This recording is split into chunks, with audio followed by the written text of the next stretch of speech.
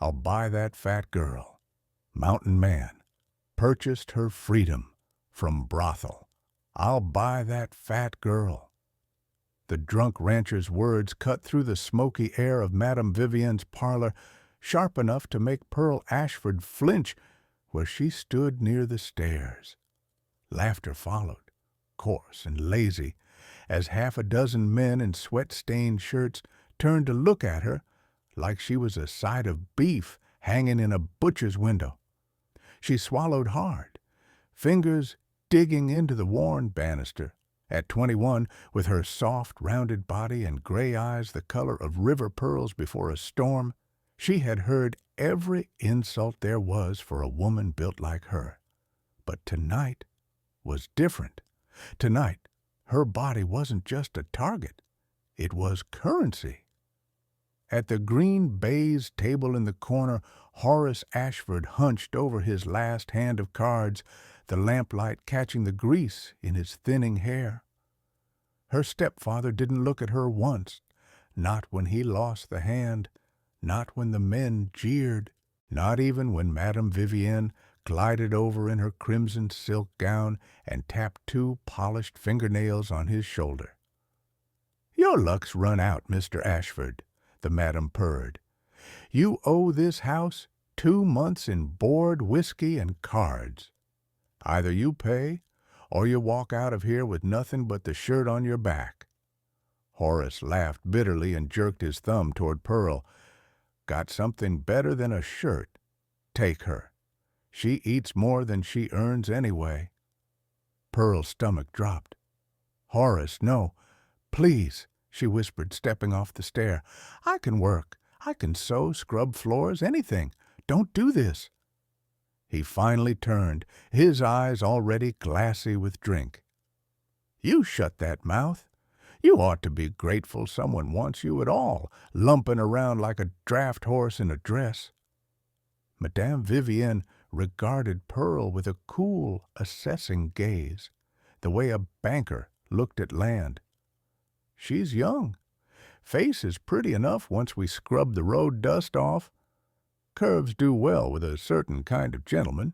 She snapped her fingers, and one of the girls brought a ledger. "I'll wipe his debt for her contract. $50 worth of flesh and appetite." Pearl felt the words like shackles closing around her wrists. In that moment, if you were standing in that parlor, what would you tell her? And listening now, wherever you are in the world, on a crowded bus, in your kitchen, lying awake in the dark, would you have the courage to look a girl like Pearl in the eye and tell her she's worth more than a stack of dirty bills? Tell me where you're listening from as this story unfolds, because voices like yours are the only thing that ever drowns out rooms like this. Vivienne extended a hand. Horace grabbed the pen and scrawled his name with a flourish that shook. "She's yours," he said, already reaching for the whiskey bottle the barkeep slid his way.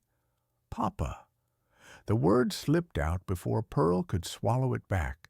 He didn't even hesitate. "I ain't your father, not any more."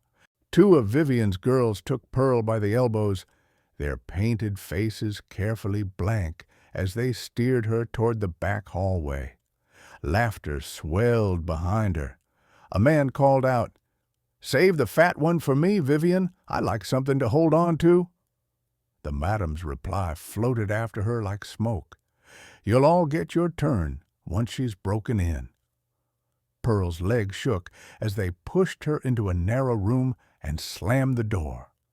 She stared at the small brass bed, the cracked mirror, the red dress laid out like a trap across the quilt. On the other side of the wall, the piano player struck up something jaunty, trying to drown the ugliness with music. Outside, winter wind clawed at the shutters. Inside, Pearl pressed her back to the door and finally let herself slide to the floor. No one was coming for her. No one ever had. Downstairs, the front door opened with a blast of cold air and snow. A tall man stepped over the threshold, coat dusted white, eyes the clear green of pine needles after rain. Elijah Stone had come in from the mountains looking for a hot meal and a dry bed. He had no idea yet that before the night was over, he would say the words that would change everything. I'll buy that girl. Elijah Stone hadn't meant to walk into a brothel that night. The storm drove him there. Whiteout snow, cruel winds, ice cutting sideways across the street like thrown knives. Any shelter was better than none, and Madame Vivienne's lantern-lit doorway was the only glow in the dark. He stamped the snow from his boots, brushed frost from his shoulders, and instantly felt eyes turned toward him. Men sized him up. Women assessed him with the professional quickness of those trained to read desire and danger in a heartbeat. He ignored them all. Elijah was not a man who sought company, not since the mountain had taken his wife, not since fever had taken his son. He had come down from the ridge only because he needed lamp oil and flour, and because the storm would kill him if he stayed in the woods another hour. Vivian approached with her practiced smile. "Welcome to my house, stranger. If you're seeking warmth, I can offer much more than a fire." Elijah scanned the room. Perfume, cards, whiskey, painted faces hiding tired eyes. It was all noise, noise he never cared for. "I need lodging for the night," he said. "A room, quiet." Vivian's smile faltered, only slightly. "We offer companionship, not boarding." "Then I'll sleep in my wagon once the storm lets up." He turned to leave, but something stopped him. A sound, not loud, not dramatic, not the kind of cry that drew a room's attention. It was the sound of a woman trying to sob without letting anyone hear. Elijah felt it like a wire pulled taut inside his chest. The sound came from the hallway, a door, a small room. He didn't think. He moved. Vivian's voice sharpened. "Sir, that area is private." Elijah kept walking. As he reached the door, a man lurched into it, a drunk, sloppy, reeking of cheap whiskey. "Move, stranger," he slurred. "I paid for the fat one. She's mine tonight." Elijah's entire body went still. "The fat one," the man repeated, jabbing a finger toward the door. "Vivian says she's fresh. I'm the first." Something cold and old and deeply buried opened its eyes inside Elijah Stone. He took the man by the collar and slammed him against the wall so fast the drunk couldn't even gasp. The room froze. Cards hung mid-air above a table where someone was dealing. Vivian took one step forward, then stopped. "Leave," Elijah said quietly. The drunk sputtered. You can't. This is my room. She's my girl." Elijah leaned close, voice like low thunder. "She's no one's girl." He released him only to shove him toward the door. The man stumbled, crashing into two chairs before fleeing into the storm with his coat half open. Vivian hissed under her breath, "You have no right." But Elijah pushed open the door, and the rest of the room fell away. Pearl sat on the floor beside the bed, knees to her chest, trembling so hard the wooden boards shivered beneath her. She wore nothing but a thin nightdress and a blanket wrapped around her shoulders like armor. Her hair was damp from a forced bath. Her face was streaked with tears she kept trying to wipe away. And she didn't look at him. She looked at the corner, as if she expected someone else to be standing there, as if she expected Payne to walk through the door wearing a human face. Elijah's voice softened. "Miss?" Pearl flinched, shrinking back until her shoulders hit the wall. "Please," she whispered, "I'll do whatever they want. Just don't hurt me." He shook his head. I'm not here to hurt you." She dared to look up. Her gray eyes shimmered with despair so raw it nearly stopped his breath. Are you my customer?" "No," Elijah said. "I'm your way out." Behind him, Vivian snapped, "She's purchased, paid for. You will not interfere." Elijah held up a hand, and she fell silent, sensing something immovable in him. He crouched so he didn't tower over Pearl. "What's your name?" "Pearl," she whispered. "A fitting name, soft, luminous, something made under pressure, something broken to make something beautiful." "Pearl," Elijah said, "do you want to stay here?" Her breath caught. "No." "Then tell me one more thing." He leaned in, eyes steady. "If I get you out of this room, will you walk out of this place with me?" Her chin trembled. Terror and hope warred in her expression. Finally, she nodded. Vivian crossed her arms. "Unless you pay her price, that girl doesn't set one foot out of this house." "How much?" Elijah asked. $300, and she's no longer mine." Pearl gasped.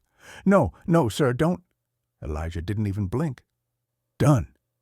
Vivian expected him to argue, to haggle, to curse. Instead, she blinked as Elijah pulled a leather pouch from his coat and dropped it on her ledger. Coins spilled out, silver and heavy, and more than she'd seen in months. "You're a fool," she whispered. "Maybe," he said, "but she's free." Vivian snatched the coins. "Take her, but remember, she'll come crawling back. They always do." Elijah ignored her. He stood and extended a hand, not grabbing, not demanding, offering. "Come, Pearl." Pearl hesitated only a heartbeat before she slipped her trembling hand into his. For the first time that night, she lifted her head, and Elijah Stone did something he hadn't done in years. He smiled.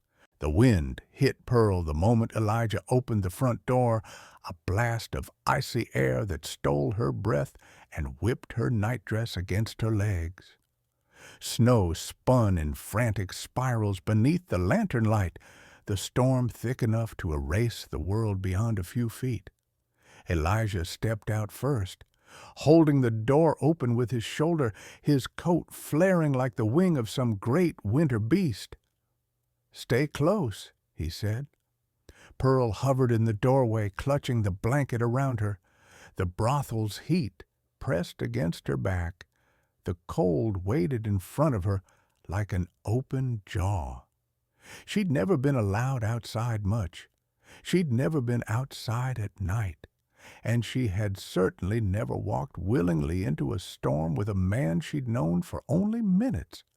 But the voices behind her, the muffled baritone of Madame Vivienne, the jeering laughter from the saloon, the imagined footsteps of whatever man would have come for her next, those terrified her more than the snow ever could. Pearl stepped into the storm. The cold bit her skin instantly, but Elijah moved with purpose, guiding her toward a wagon hitched beneath a cluster of pine trees. The horses stamped impatiently, their breath clouds in the lantern glow. Elijah lifted Pearl into the back without waiting for her to struggle with the step. His hands were firm but gentle, as though he feared she might break. He tucked a thick wool blanket around her shoulders before climbing up beside her. The brothel's lantern light disappeared behind a wall of snow as the horses surged forward. For the first mile, Pearl could only hear the storm and the rhythmic crunch of the wagon wheels. Every jolt sent a fresh wave of fear through her body. Her teeth chattered so hard her jaw ached. Elijah reached beside him, pulled a heavy bearskin cloak over her legs, and draped half of it across his own shoulders so the warmth could pass between them. "You'll freeze if you keep shaking like that," he said. Pearl swallowed. I'm sorry." "You've nothing to be sorry for." She pulled the blanket tighter. I don't want to slow you down. You're not slowing me down. Silence settled again, but this time it was softer, less hostile. Pearl watched the way Elijah held the reins, calm, steady, every movement controlled. He didn't seem bothered by the storm, or the darkness, or the fact that he had just thrown away $300 on a girl who had nothing to offer him. She studied him cautiously, as though he might vanish if she blinked. "Why did you help me?" she asked quietly. Elijah didn't look at her. "Why wouldn't I? Most men wouldn't. Most men don't care." He gave a small, humorless laugh. "Most men aren't worth the spit it would take to curse their names." Pearl lowered her gaze. "You don't even know me." "I know enough." "What do you think you know?" He flicked the reins, guiding the horses around a snow-covered bend. "I know fear when I see it.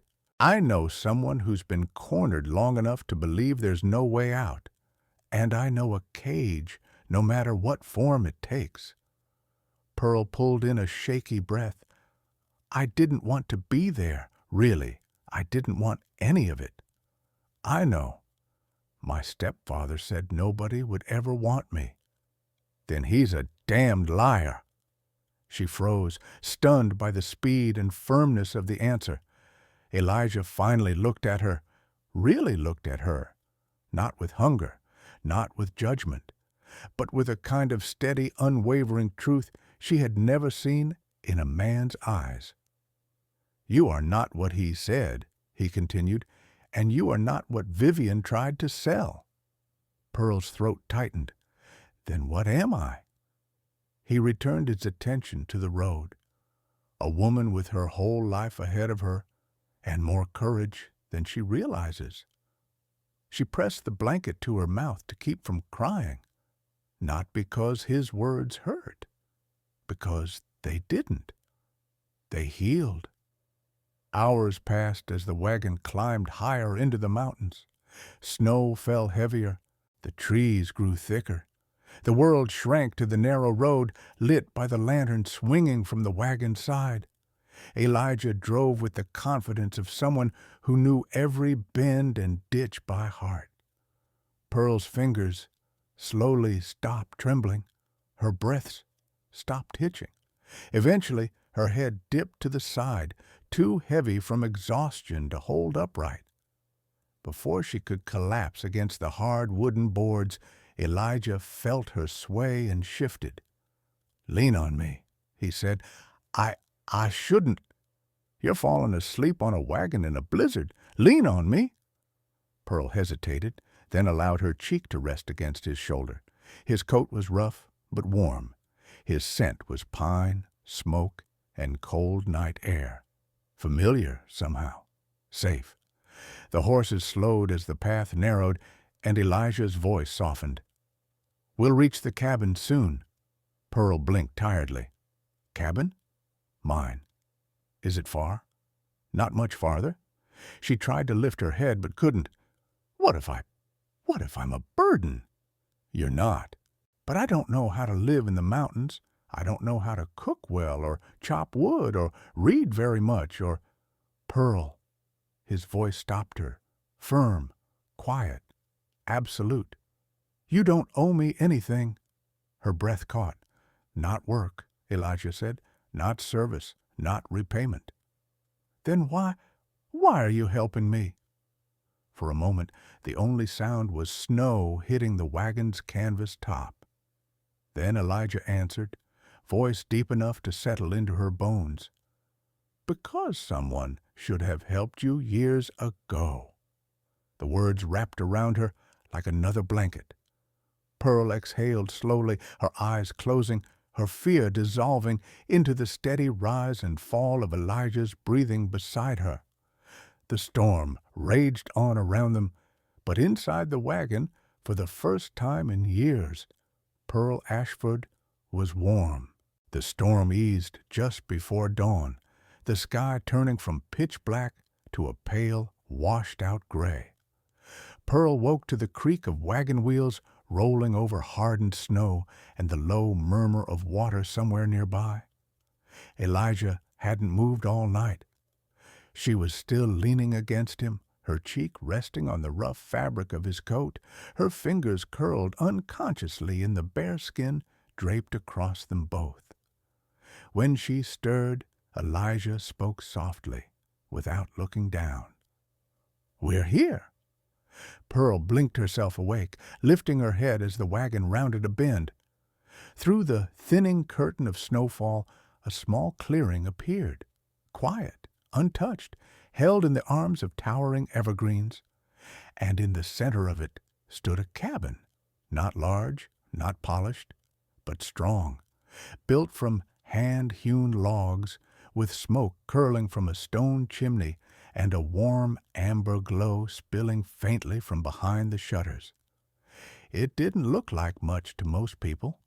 To Pearl, it looked like a promise.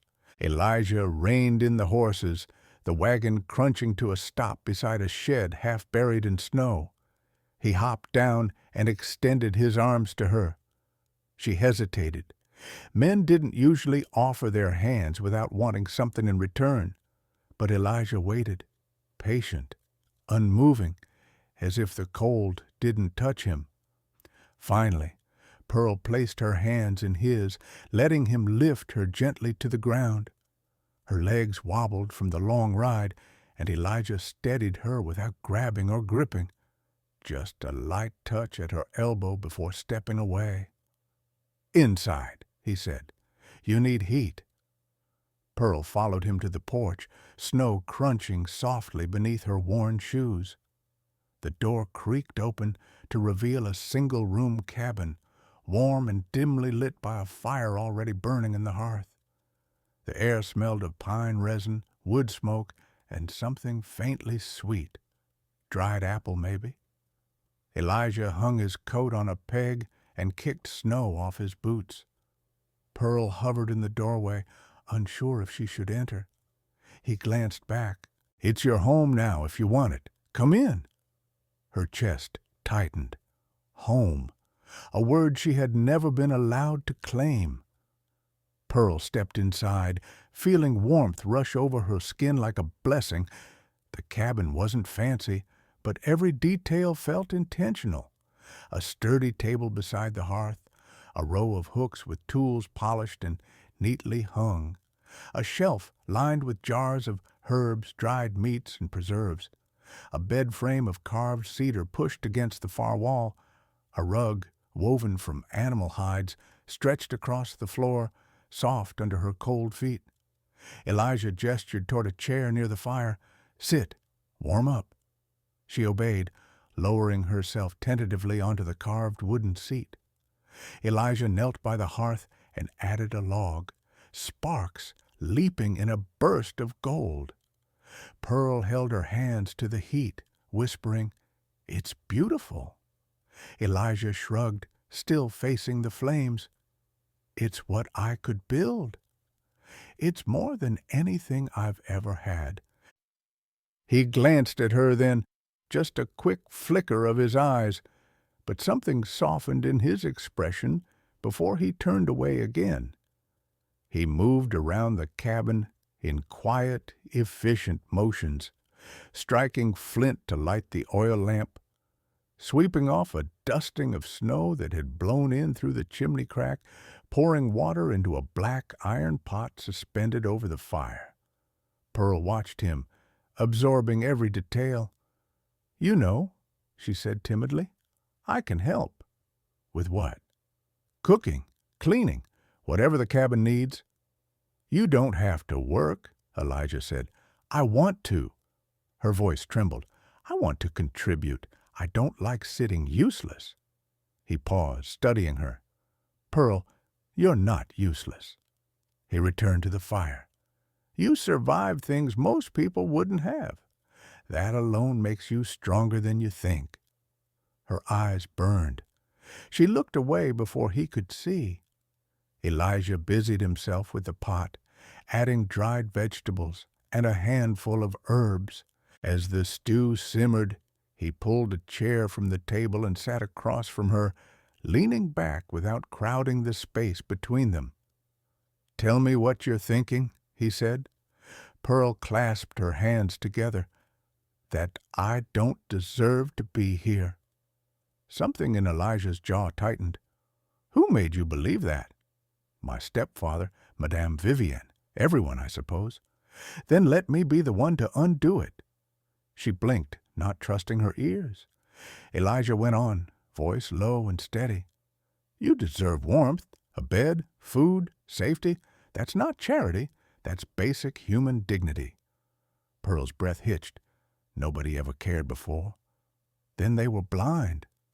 A single tear slid down her cheek before she could stop it. Elijah stood, giving her space to regain herself, and returned with a wooden bowl. "Eat. You'll feel better." She took the bowl with trembling hands. The stew was simple but rich, warming her from the inside out. She tried to eat slowly, but ended up devouring it, embarrassment heating her cheeks. "I'm sorry," she murmured. "I haven't eaten properly in days." "You don't need to apologize for hunger." Elijah refilled her bowl. "Eat as much as you need." Pearl hesitated, then accepted the second serving. When she finished, she wiped her mouth with the back of her sleeve, then froze, realizing what she had done. I'm sorry," she said quickly. "It's a bad habit. I didn't mean—" Elijah handed her a clean cloth, not a hint of judgment in his face. "No need to be ashamed. Life taught you to survive, not to dine with manners." He sat again. "Out here, survival matters more anyway." Pearl clutched the cloth, overwhelmed by his lack of criticism. It was disarming, disorienting. She didn't know men could respond with anything other than disgust or mockery. Slowly, she rose to her feet. "Let me do something," she whispered. "Anything. Please." Elijah studied her long enough for her to fear he would refuse again. Then he nodded toward a shelf of clean dishes. "You can dry these." Relief washed over her. She stepped to the counter, timid at first, then more certain as her hands found familiar tasks. Elijah washed. She dried. For the first time in her life, Pearl felt not commanded, but included. When the chores were done, Elijah brought out a pile of blankets and offered them to her. "You'll sleep in the bed." She shook her head quickly. "No, I can take the rug or the chair. You shouldn't give up your bed." "It's not up for debate." His voice was calm, but firm. "I'll take the cot by the door. You need proper rest."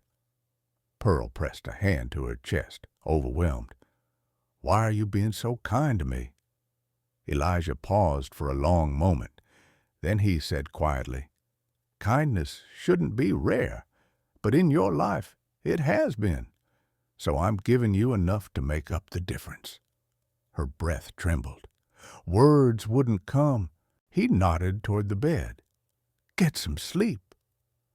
Pearl climbed under the thick wool blankets, sinking into softness like she never had before. The fire crackled warmly. Elijah extinguished the lantern and lay on the cot with his back to her, not out of indifference, but to give her peace. Pearl turned her face toward the ceiling, whispering into the dark. "Is this really my life now?" For the first time in years, she dared to hope the answer might be yes. Spring thawed the edges of the mountain slowly, carving silver lines in the snowpack and filling the air with the scent of wet pine and new earth. Pearl found herself stepping outside more often, her confidence growing in quiet increments. Small victories she measured by how far she could walk from the porch without fear, how long she could breathe the open air before memories of Silverdale crept in. With Elijah, she felt safe. But safety, she would soon learn, did not mean peace.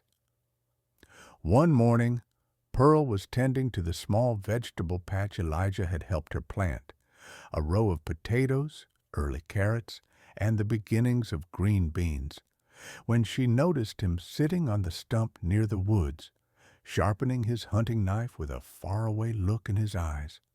He only wore that expression when ghosts were whispering in his mind. She wiped her hands and approached slowly. "Elijah, are you all right?" He paused, lifting his gaze to her. For a second, she thought he might lie. But Elijah wasn't a man who hid behind falsehoods.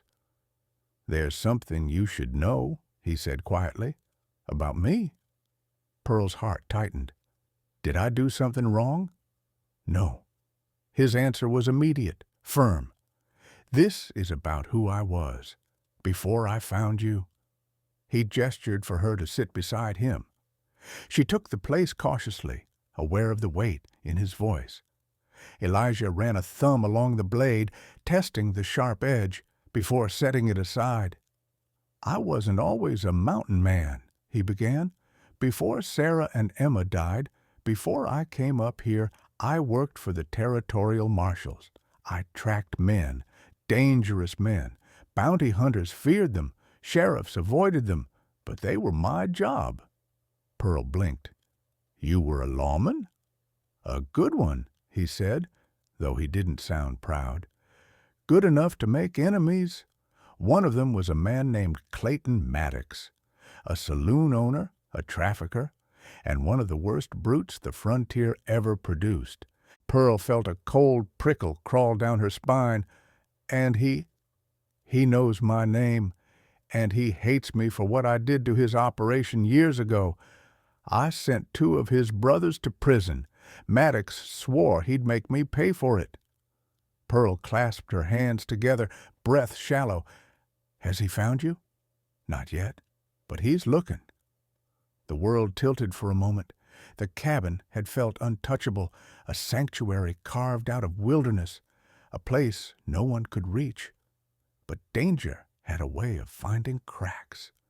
Pearl whispered, "You saved me, but now you might be in danger because of it."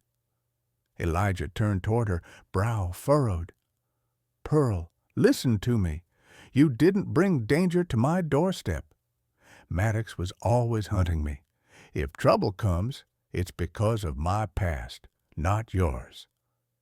But still, he lifted her chin gently, forcing her to meet his eyes. "I do not regret one thing about bringing you here, not one breath, not one day." Her throat tightened. She wanted to believe him.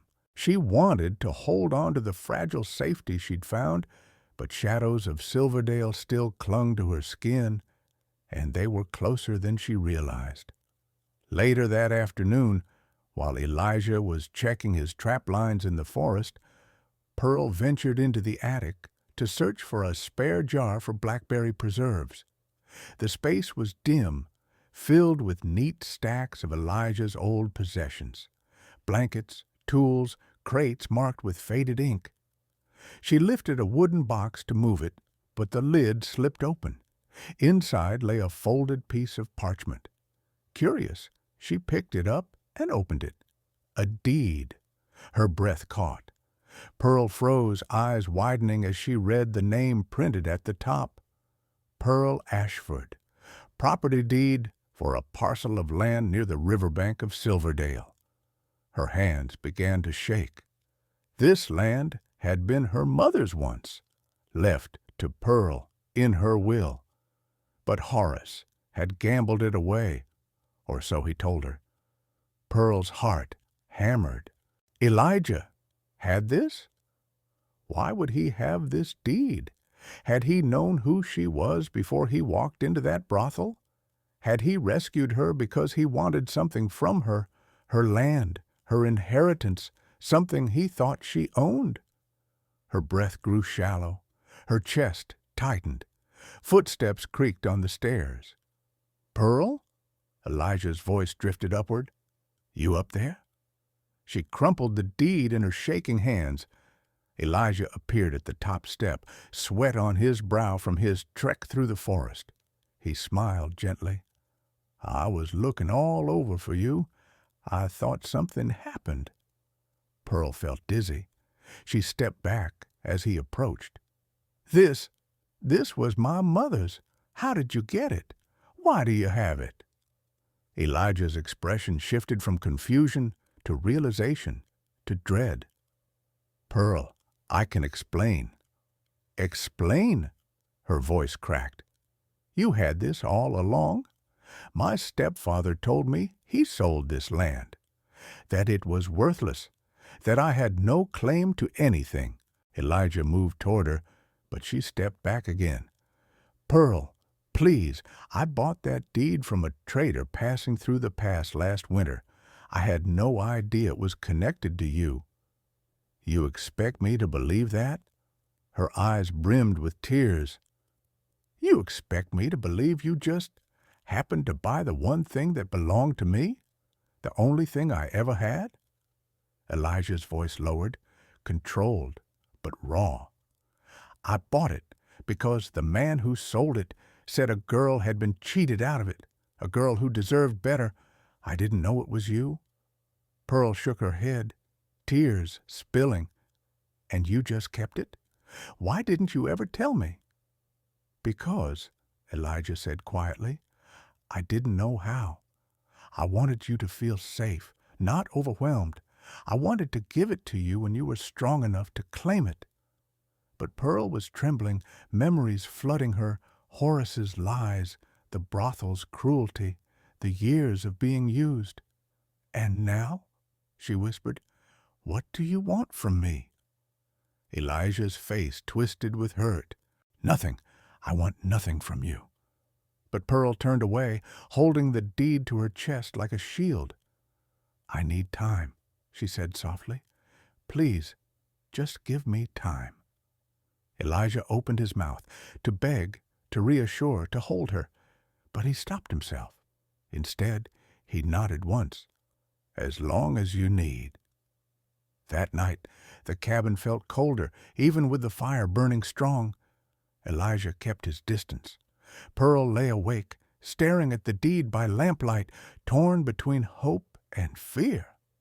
Neither of them knew that 20 miles away at the edge of the mountain pass, Clayton Maddox had arrived in Silverdale with 3 armed men, asking about a mountain man with red hair and a girl who disappeared from a brothel.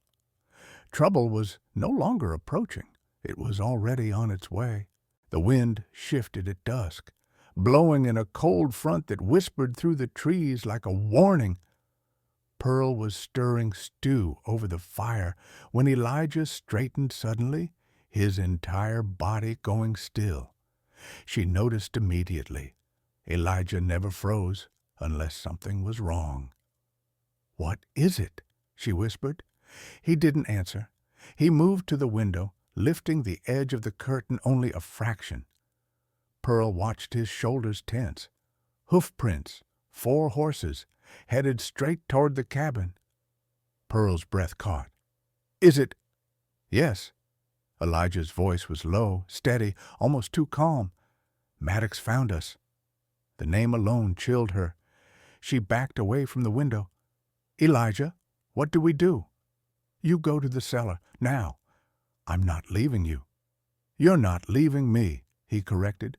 "You're protecting our future. Go." Pearl hesitated for half a heartbeat, then hurried to lift the trap door beneath the rug. Elijah pressed a rifle into her hands. "Only fire if someone opens that door. Understand?" She nodded, trembling. "Elijah, please be careful." His hand brushed her cheek, an unspoken promise, and then he lowered the trap door, sealing her in darkness. Above her, the cabin door swung open.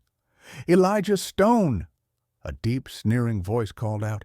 "You've been a hard man to track, but I never abandon unfinished business." Maddox. Pearl held her breath, gripping the rifle tighter. Elijah stepped outside, boots crunching on the frost. "You reached the wrong mountain, Maddox. Turn around and live?" A chorus of mocking laughter followed. "Is that supposed to scare us?" Maddox drawled. "I came for the girl. Word in town says you paid a pretty penny for her. I'm here to reclaim what should have been mine. She was property of Vivian's, and Vivian was my business partner." "She's a free woman," Elijah said, "and she's not here." "Liar! A man doesn't pay that much for nothing." Maddox spat. "Bring her out and I might let you live." Pearl's stomach twisted. She pressed a fist to her mouth to keep from crying out. Elijah's voice became iron. "No." Silence. Then the metallic click of guns being cocked. "Kill him," Maddox ordered casually. "Burn the cabin. We'll find the girl in the ashes." Pearl almost screamed, but Elijah moved first. A single gunshot exploded across the clearing, then another, then 3 more. Pearl flinched with each thunderous blast. Boots thudded overhead, running, stumbling, falling. Men shouted curses. Horses whinnied in panic. A body hit the snow with a heavy thump. Elijah fought like a man forged of the mountain itself, every strike calculated, every shot clean. But Maddox was no ordinary foe. A snarl echoed through the cabin walls. More shots, more shouting, then a brutal blow, a grunt of pain, a body slamming hard into wood. Pearl's heart stopped. Elijah! She couldn't stay hidden. She shoved the trapdoor open and burst into the cabin just as the front door crashed inward. Maddox stumbled inside, bleeding from a shoulder wound, but still towering and vicious. His gun turned toward Pearl. "There you are," he growled. Pearl froze. Elijah lunged from behind, slamming into Maddox with enough force to shake the cabin. The gun fired, splintering the table instead of Pearl's chest. Elijah roared, locked in a struggle with the brute twice as mean as any man Pearl had ever seen. "Pearl, run!" Elijah barked. "No!" she cried. "I'm not leaving you." Maddox broke free of his grasp and swung the butt of his gun into Elijah's ribs. Elijah staggered, breath knocked out of him. Pearl didn't think, didn't fear, didn't hesitate. She grabbed the iron kettle from the fire, boiling and heavy, and hurled it at Maddox with all the strength in her. Scalding liquid splashed across his face. Maddox screamed, dropping his weapon as he clawed at his burned skin. Elijah seized the moment. He snatched the fallen gun, cocked the hammer, and fired once. Maddox fell. The cabin went still. Pearl stood trembling, kettle clattering from her hands. Elijah swayed, then caught himself on the edge of the table, ribs heaving. Pearl ran to him. "Elijah, you're hurt." He cupped her face with shaking fingers. "You saved my life," he breathed. "You saved mine first." Outside, the horses fled into the dark, hooves pounding across frozen earth. Maddox's men lay scattered, fleeing or fallen. The threat was over, but everything else between them had changed. Elijah's voice was raw when he spoke again, forehead resting against hers. "I thought I'd lose you tonight." Pearl wrapped her arms around him, tears wetting his shirt. "You never will," she whispered. "Not unless you push me away yourself." The fire crackled softly, warm against the cold night. They held each other in the glow, together, alive, and no longer running from what they felt. Night settled heavily over the mountains, a velvet dark broken only by the crackling fire inside the cabin. The chaos outside had quieted. The snow drank the last drops of blood, and silence reclaimed the clearing. But inside, everything felt raw and trembling, the aftermath of fear, the gravity of relief, and something deeper neither Pearl nor Elijah could pretend to ignore anymore. Pearl pressed a damp cloth to Elijah's bruised ribs. her hand steady even though her heartbeat wasn't. "You should be lying down," she whispered. "So should you," Elijah murmured back. "I'm not hurt." "You could have been." Their eyes met, his a stormed green, hers a shimmering gray behind unshed tears. "Elijah, you can't fight the whole world for me." "I don't need to fight the world," he answered softly. "Only the men foolish enough to threaten what's mine." Pearl froze, not because of fear, not because of claim, but because no man had ever included her in the word mine with gentleness instead of ownership. There was no chain in his voice, no demand, just awe, just truth, just love, spoken in its simplest form. She sat beside him on the edge of the bed, legs trembling from everything that had happened and everything she still felt. "I thought you might die," she whispered. "I thought I'd have to watch you fall. I thought—" Her voice broke. Elijah caught her hand and brought it to his chest, pressing her palm over his heart. It beat hard, steady, alive beneath her fingers. "I'm here," he said. "I'm not going anywhere." Pearl leaned into him, not quite an embrace, not quite distance, just close enough for warmth to gather between them. The fire glowed across her face, softening her fear into something fragile and beautiful. For a long moment, neither spoke. Then Elijah broke the quiet voice low. "I want you to stay here, Pearl. Not because you owe me, not because I saved you, not because you have nowhere else to go." He touched her cheek, thumb brushing the faint bruise she still carried from Silverdale. "But because His breath shook for the first time. "I need you, more than I've needed anything since Sarah and Emma." Pearl's lips parted. "And I'd like this cabin to be a home again, but only if you want it too." Her eyes filled, spilling over softly, not with sorrow, but with release, with the realization that this place wasn't just a refuge anymore. It was hers, if she wanted it. "Elijah," she whispered, leaning her forehead to his, "I've never belonged anywhere, not once in my life. But here, with you, I feel like I've finally stopped running." His hand slid down to hold hers, firmly, warmly. "You're safe here," he said, "if you'll have this place, if you'll have me." Pearl closed her eyes as tears slipped silently down her cheeks. "I do," she breathed. "I want to stay. I want this to be home."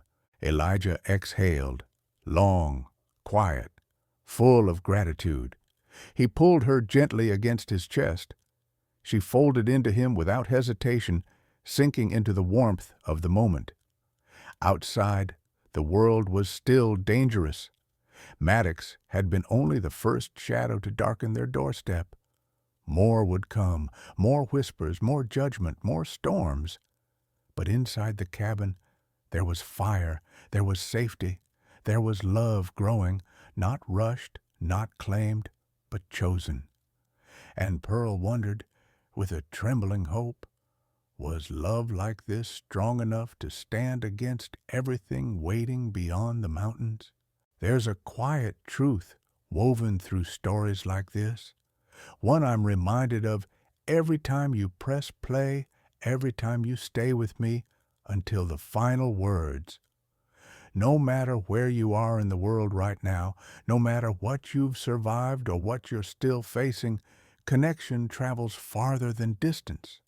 Hope reaches deeper than loneliness.